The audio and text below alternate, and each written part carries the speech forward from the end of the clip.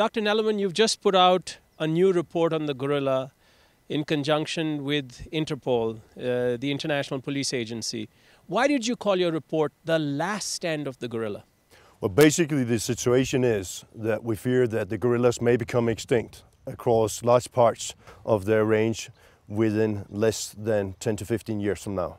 Now, in 2002, you were the principal author of another study. Was that study perhaps a little more optimistic than the findings of your most recent one? Well, at that time we considered the findings in 2002 to be very pessimistic, but it appears now that those estimates were too optimistic in fact. What do you think is the principal reason or some of the reasons that could be driving the gorilla here in Africa into extinction?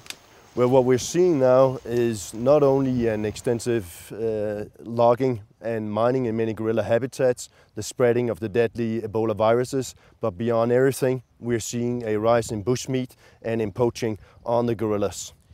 To those who are not familiar with the term bushmeat, can you explain that, please? Well, basically in these parts of Africa, bushmeat is the hunting for wild animals for protein, for food, basic food. Like if you buy food in a store, they instead buy food from hunters that get wildlife meat from the bush. So what you're saying in essence is people are selling the gorillas basically for their meat? Yes, the amount of food being obtained from the bush now in this actually fairly small region in the world is comparable to the entire meat market in the whole of the EU, or even in comparable to parts of the US. Why is this meat market growing so rapidly? What are the reasons behind that, Dr. Nellerman? Well, there are two reasons for that. Firstly, population growth, but also the extensive conflict in the region, where we are seeing massive illegal extraction of timber and of minerals, and these logging camps employ professional hunters that go out in the bush and kill gorillas, chimpanzees, and also other wildlife to support the loggers in the camp. People listening to this may well ask, why are so many international agencies, including Interpol and indeed police forces elsewhere, just so helpless? What can be done? Let's talk solutions now. Yes, well, the fact is that we already know that, like in the Virungas, where the precious mountain gorillas have been, and over 190 rangers have been killed in defending the parks. 190 rangers? 190 rangers within a very small region alone. But in this particular case, they have now managed to protect the mountain gorillas, and they are now rising. They've increased 10% just in the last 2-3 years. So we know that law enforcement does help in this region in spite of the massive conflict. Is there a need for greater public awareness? Can the United Nations Environment Programme do something more significant? And can other international agencies do more in this respect? Yes, absolutely. What we desperately need in this region is not only to strengthen the UN peacekeeping forces, but we desperately need more law enforcement and particular investigations of the companies involved in this transnational crime.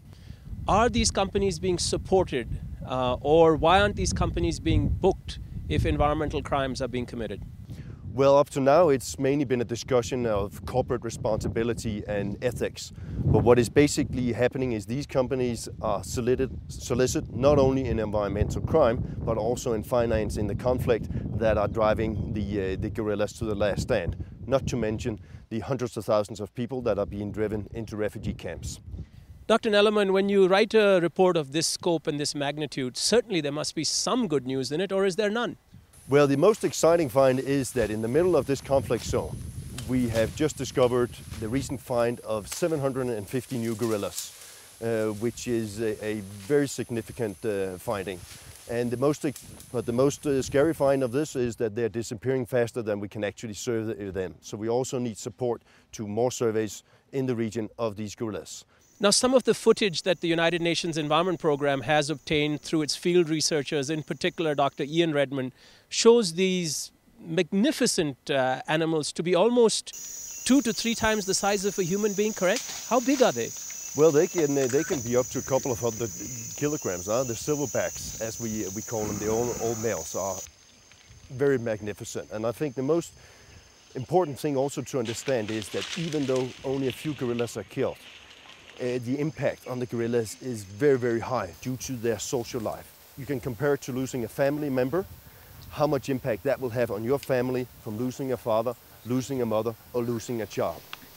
For the gorillas, sometimes this can have even greater impact, because due to their social structure, the way that they live, the way that they're organized, members of a gorilla family will take the other parts of the family to new feeding sites, will bring them around in the jungle. So their function and life is perhaps even more impacted than it would be from a family of ours to tragically lose another family member.